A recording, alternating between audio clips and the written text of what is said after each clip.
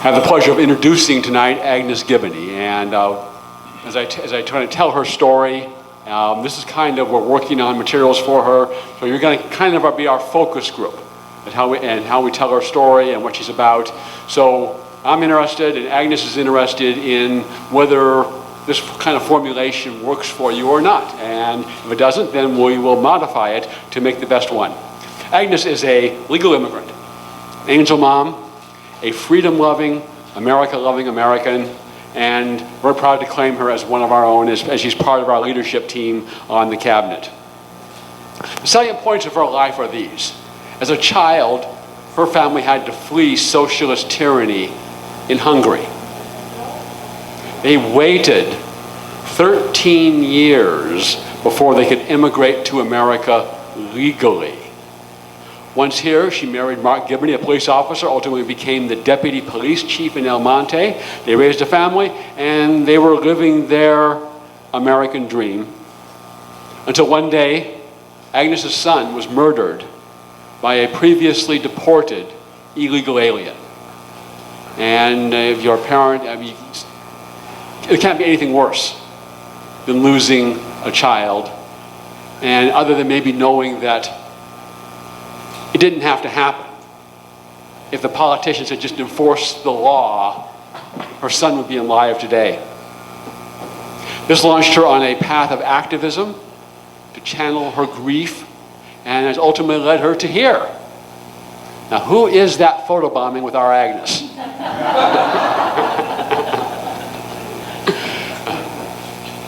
Other than President Trump, virtually no politicians will give the angel families the time of day. And Donald Trump was really the first one to do that. And he's shown that he cares. Her opponent, for Pete's sakes, Aguilar, he's for open borders. He's for illegal immigration. He is Nancy Pelosi, albeit maybe with less testosterone. Although probably a lower blood alcohol level. They talk much about how their family, the illegal alien families, oh, they're separating them at the world, oh, how terrible! Well, for families like Agnes's, their families are separated permanently by 6 feet of dirt. And politicians like Pete Aguilar don't care one iota. Practically every day you see this, and this is just one recent one. An illegal alien who was released under their sanctuary city and sanctuary state law, raped and murdered a 92-year-old woman, Maria Fuertes, in New York. And it's just one example. You look at the news, look at our news, Breitbart or Gateway, almost every day there's at least one, if not more, examples of this. And again, our politicians don't care. To them, like Pete Aguilar and others, Americans like Ronald or Maria and so many thousands upon thousands of others are merely roadkill in their drive for power and cheap labor. And Agnes is aimed at doing something about that. That's why she's running, is so that no one else, no other families have to go through what she went through, what her family went through. And her program is something that every freedom-loving, America-loving American should endorse wholeheartedly. Put the working men and women of our country first. Not illegal aliens, not the welfare recipients, not Wall Street, the working men and women of our country that are the backbone of our country. Protect our freedom of religion and speech that are under attack. Protect our Second Amendment rights, which are key to protecting all of our rights. And secure the border. Like, who could be against that? And stop sanctuary states and cities that protect criminal illegal aliens. Enforce our laws. I mean, what's radical about that? Congress has passed a law, well, it should be enforced, including through E-Verify. She wants to support our military, our veterans, and our law enforcement. She's a strong supporter of school choice, which is essential to combating this triple-X sex ed and improving the quality of education. She's pro-business and pro-jobs. Who could possibly, what freedom-loving, America-loving American could disagree with any of that agenda?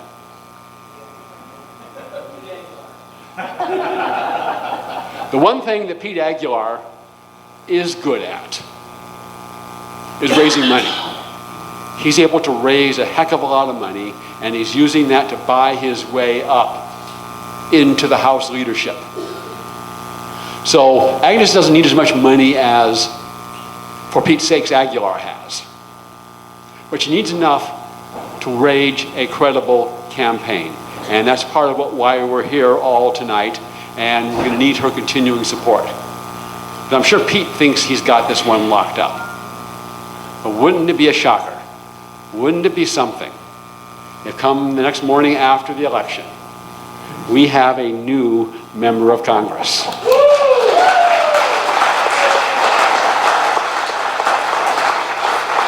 And Abraham Lincoln also said of Agnes, we can't spare this woman, she fights. Again, you can't always tell whether quotes on the internet are genuine, but we can say for sure that we cannot spare Agnes Gibboney because she fights. And now, so I yield to you for such time as you may consume. Agnes.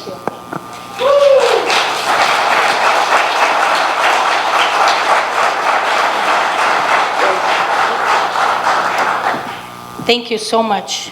Before I start, John, can you come up here, please? You need 2 free hands.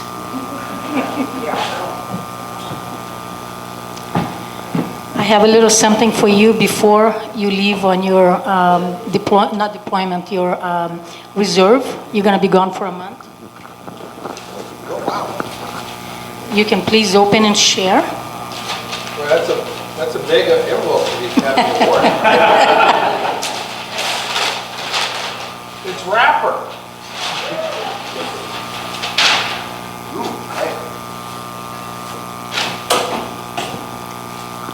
Ooh. Oh my gosh.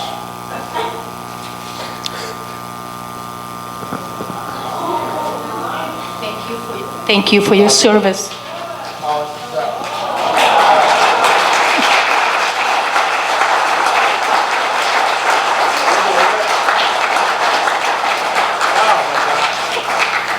I've been shamelessly lobbying everybody I know to get Trump's autograph, and she got it in spades. Let me read it to you. I don't want to steal your thunder. Please do. But Please do. it says, to John Berry with best wishes, has my name. Thank you for your kind letter and steadfast support, as I wrote about him, how much I love him as our commander-in-chief. I've been in the Army since 1983 as an active and reservist. I've been called up 3 times. I've been to every war you've known on TV. And I said, you're the best commander-in-chief we've had since Ronald Reagan. So it says, as commander-in-chief, I extend my sincere gratitude to you and your service as a member of the United States Army. Americans enjoy the blessings of hard-earned peace and liberty because of patriots like you who answer the call to defend our nation. Our military men and women are an enduring reminder of the true source of American greatness and glory. The sacrifices you and your family have made to ensure our freedom will never be forgotten. Thank you again for writing. May God bless you, and may He continue to bless the United States of America. Sincerely, Donald Trump. So, thank you. I'm sorry it took so long. And here, I'll give you the envelope that was mailed to my house, so you can keep that as a souvenir too. All right, thank you. And every time I see Trump on TV, I think, I'm just going to work harder. And I will. We'll do it again. Thank you. Thank you for your service and all the military men and women out there. I first would like to say thank you, Ed Hoffman, to all the contributors, Dale and Susan Broom, and everyone that contributed to this, to my campaign. I am very humbled, and I will promise you that I'm not going to be bought out, I'm not going to be misled, and I'm going to speak for us if I'm elected as your congresswoman. I'm going to try to take our integrity to the halls of Congress and teach them how it should be done. As Greg said, I'm a legal immigrant, and I find it so offensive to the core that I took my oath of citizenship so seriously, and that's why I'm fighting for this country. There is nothing I can do for my son anymore. The last act I did for my son for my son was had his murderer deported upon his release on November 22nd.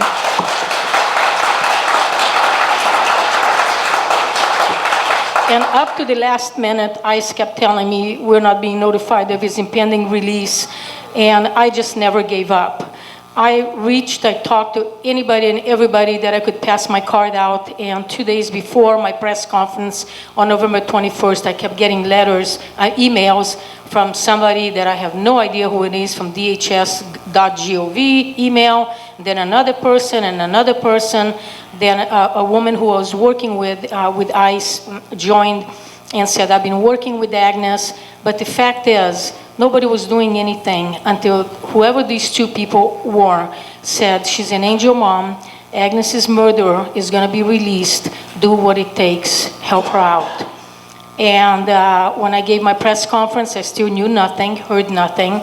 And Friday morning, November 22nd, I got a call saying that he was picked up by ERO, Enforcement Removal Officers, part of ICE, and he was immediately deported in El Centro.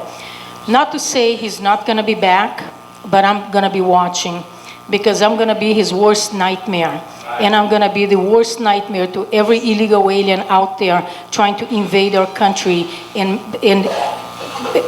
ask for rights that they don't have. Because as far as I'm concerned, you and I don't owe them anything. And I'm gonna fight for that. And I'm very strong about fighting for our border, secure borders, because without the border security, we have nothing. Visa overstays, it's severely abused.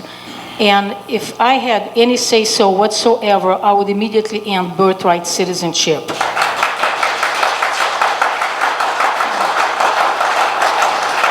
I know alone I can't do anything. It's gonna take a whole county, a whole community to help me get to the halls of Congress. And that's for you to help me. I'm doing the work, I'm sacrificing an awful lot, but you know what? This is the best sacrifice I could ever ask to sacrifice for my country.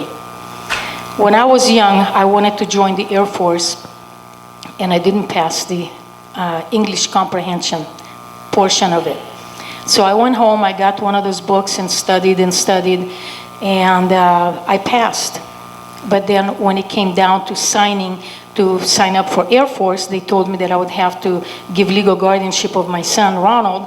And I said, okay, for the basic training, the 6 weeks, I understand. But if I'm deployed somewhere, Germany or whatever place, I'll be able to take my son. And they said, no, you have to put him up for adoption. And I refused. I was not gonna give my son up, even to my parents, because in my mind, he was my son, my responsibility, and I was not gonna sign that paper giving somebody else custody of my son, or adopt him out, not even to my parents. So I didn't do that. So this is my next opportunity to do something for my country. And I'm so honored to represent every and each one of you beyond belief. You have no idea how honored I am. I'm gonna be that congresswoman that when you call, I may not be able to take your call that minute, but somebody will call you back. And you're gonna have direct access to my office. None of like Pete Aguilar's, when President Trump was inaugurated, having the inauguration, I called his office. I says, you're my assemblyman here, so can I, my congressman, can I have a ticket to the inauguration? Oh, we're not passing out tickets. A liar. He refused to pass out tickets to constituents, and that's part of his job. I want to represent every and each one of you. I know I have an awful lot to learn, and I'm willing to do the work, to do the legwork to get to Washington, not only to represent us, but to help President Trump, because the poor guy needs help, and he needs more Republicans in office, not rhinos and not Democrats who are trying to destroy this country. My family fled socialism. Just think about this. If socialism was so good, everybody would be going there. Nobody would be fleeing. That's why my parents escaped, because it was horrible. And I do not want the same thing happening in this country, in our home. I love this country with all my heart, and I'm too old to join the military, unfortunately. I wish they could just put me there as a mom for all, whatever. I would take that job. But I also wanted to thank my daughter Stephanie, who's back there taking pictures, and my husband Mark for the incredible time and dedication they have devoted to my campaign. They did my webpage, my Facebook page, and they are doing such a wonderful work. And Greg and Carolyn, John, Janice and Doug, thank you so much for supporting me and reading stuff and helping me along the way to help me in this political career. It's going to be a career. I don't know for how long, but as long as I can. I want to bring integrity back to Washington. Wouldn't that be a shocker? When you see President Trump give his State of the Union address and all those Democrat women dressed in white standing up, I would be the only one dressed in red. I will stand out. Not because I want to be different, but I want to do the right thing. I'm a very righteous person, and it takes someone like me to make a change in Congress. And hopefully some of them will say, you know what, she had the integrity to speak up. Maybe I'll follow her lead. And it only takes one to start. And then you bring other ones in. But I am not giving up this fight. I'm going to fight to the end. I hit the lotto, basically, because it was just Pete and I. And trust me, it was a last-minute decision. I went down. Regina called me December 4th and said, Agnes, have you thought about running? And I said, geez, I don't know. You see, I was emotionally recovering for the 3 months of mental and emotional abuse and sabotage by my government, gearing up to the release of my son's murderer. And I wasn't going to have it. And I got really sick afterwards. I had nothing to give. I was just so spent.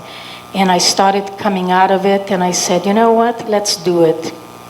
And went down to the office. Thank God Regina came with me, because did you know that the $1,740 you have to pay to register to vote can't be paid on a credit card? It has to be cash or check, or I didn't have either one of them. So she was gracious enough to pay with her check, which will get reimbursed. I didn't put a candidate statement on my ballot this time on the primary because it's outrageous. Maybe many of you don't know. It's $18,904. It's incredible. So as you can see, it takes an awful lot of money to run for office, and I understand why some people don't. I'm doing really good every time I go on Fox and Friends or any media or radio interview. My donations start picking up. People throughout the United States are sending me smaller donations, 10, 15, 20, 50, 100, some $250. And I'm very blessed and thankful for all that, because they believe in me. Even though they don't live in my district, it doesn't matter. They are supporting what I stand for, that I'm standing for this country and not being intimidated by Pete Aguilar or Nancy Pelosi or Chuck Schumer or any of them. I'm not going to be intimidated by any of them.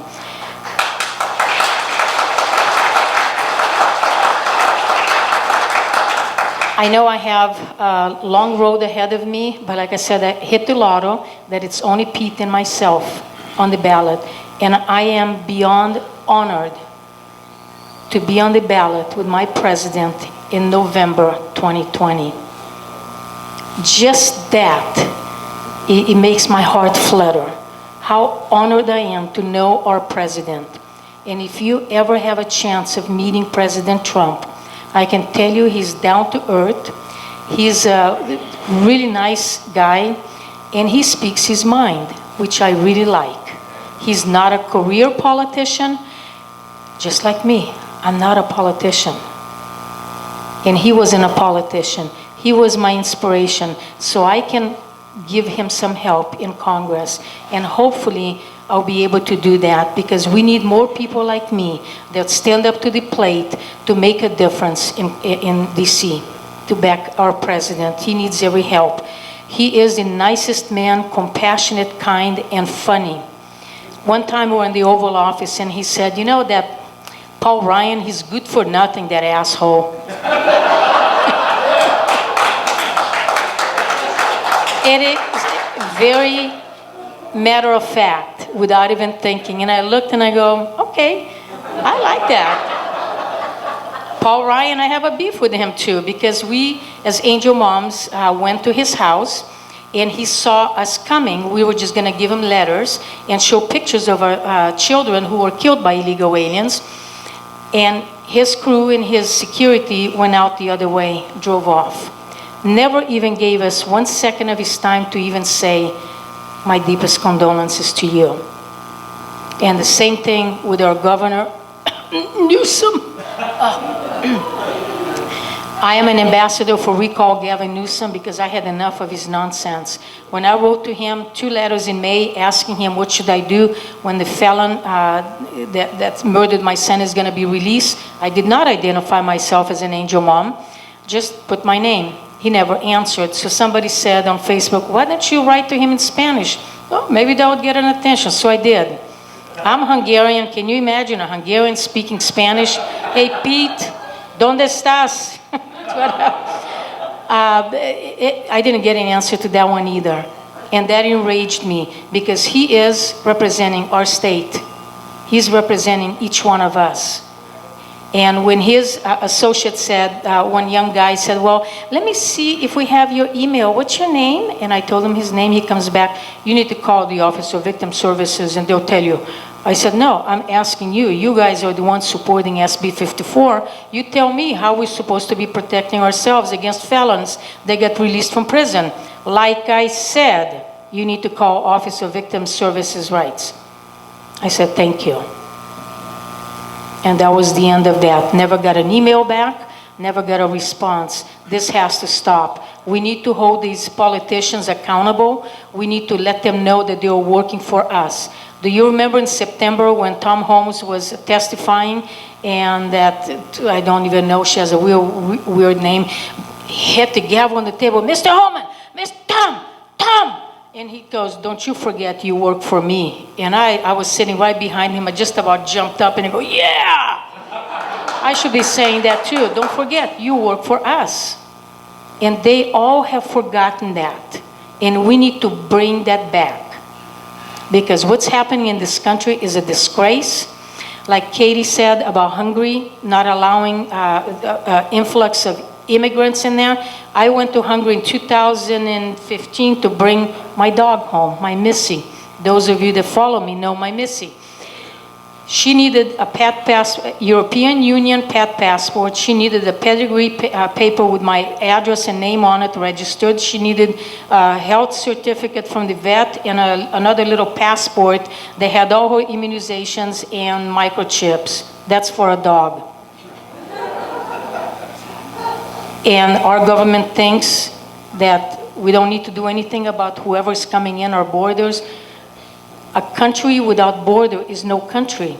And I saw many, many military guys coming back from the border, securing their border. They didn't do anything elaborate like we're doing here. That's great.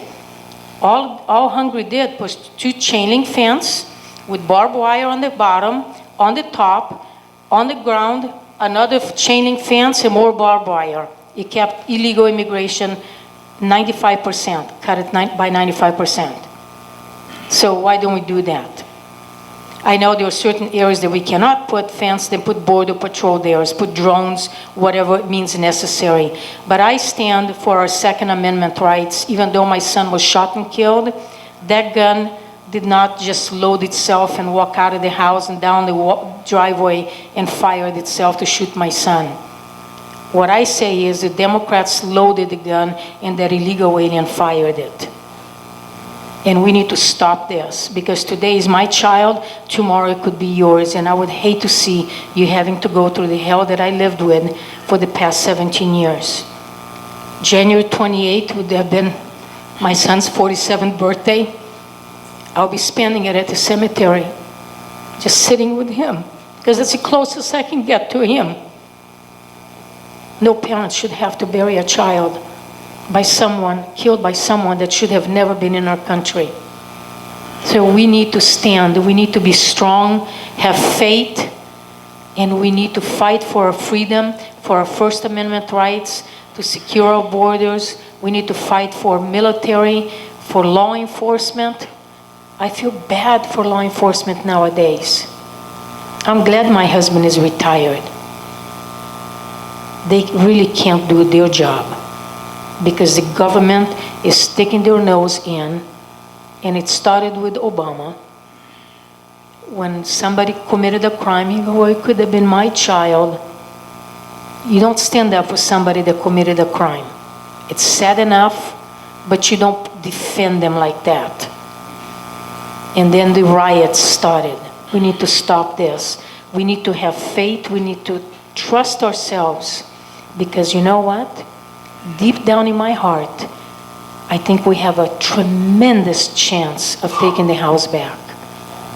And we all gonna be a part of that. And come November 3rd and November 4th, we're gonna be waking up and saying, thank God Donald Trump is our president again.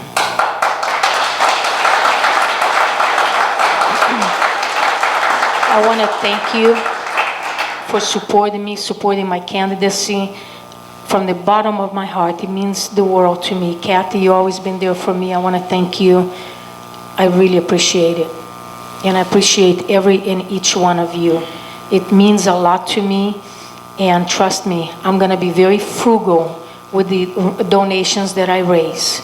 I'm not gonna foolishly spend, only on things that is absolutely necessary so I can run a very healthy campaign. Thank you so much for your time. You have a wonderful evening. God bless you, your family. May you always be protected. And God bless our country and our president. Thank you so much.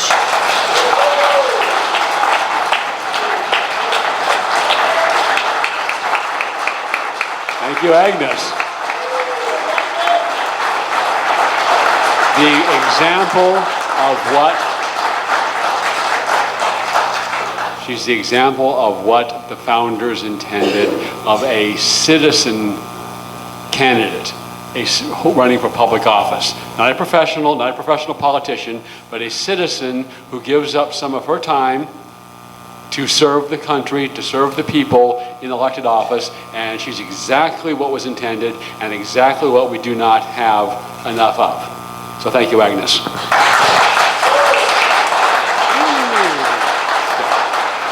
Everyone here has been exceptionally generous in coming out tonight, and you appreciate your contributions, including especially our all-stars. However, I am going to donate an additional $100 here. Okay? Have to get a check, but okay. Get these envelopes. So maybe you can't do 100. Maybe you can't do 100 more tonight. Maybe you can do, okay, 100? You can do 50, 25, 10, whatever it is. If you can do a little bit more to help Agnes's cause, your money will be well spent, and it'll be well worth every penny more that you can put into it. So we have some more envelopes up here, so if you can match that or do something, raise your hand, and the ladies will come around with an envelope. Ed.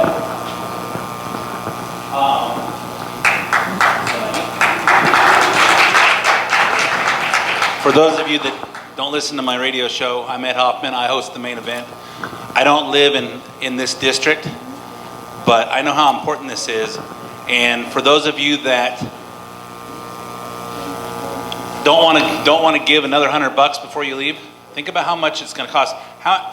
Raise your hand if you haven't considered leaving, haven't been thinking about where am I going when I leave California. If you have not, raise your hand.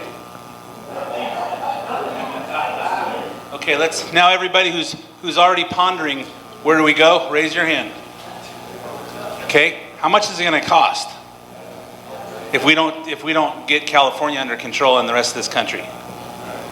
Donate another $100 tonight. can't do it, do 50. But think about what it's going to cost you a hell of a lot more than that when we have to leave. If you love this country and you love this state and you love this county, dig into your pocket. It's only just one afternoon at the movies with popcorn in. Thank you. Thank you, Ed. So, if you can match that, or if you can do a little bit more, raise your hand, and the ladies will come around with an envelope. There's one. So the gentleman I saw back there said he's going to raise it 2, and 3. Anyone else? 4. Very much appreciate your effort. So if Carolyn, maybe you and I see Rachel's already going around. Rachel already's got it. Excellent. Okay.